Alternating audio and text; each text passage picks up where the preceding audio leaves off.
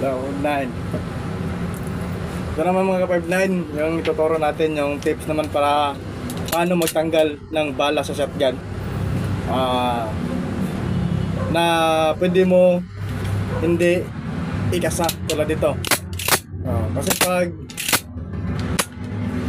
may load na kalto, may laman na to, tapos naka-hammer na siya, isa to sa purpose na pag ganon, yung bala dito lalabas, matatanggal siya.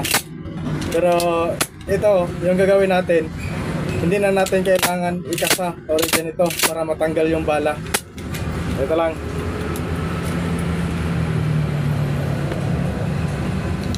May apat tayo na bala.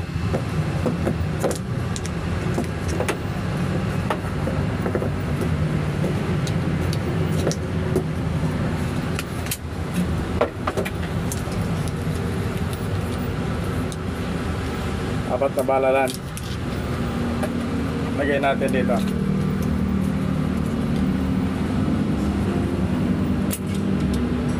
Isa. Dalawa. Tatlo. Apat. Para matanggal to na yung bala na hindi na natin ikasar, ganon. Ganito lang.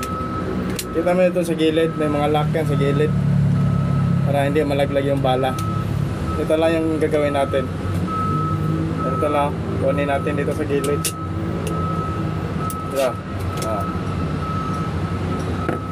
Isa. Dalawa. Tatlo. Apat. Wala na tong laman. Kasi nakuha na yung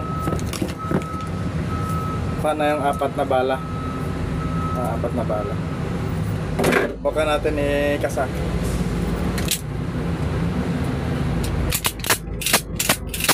Wala na. Tutok natin. Okay.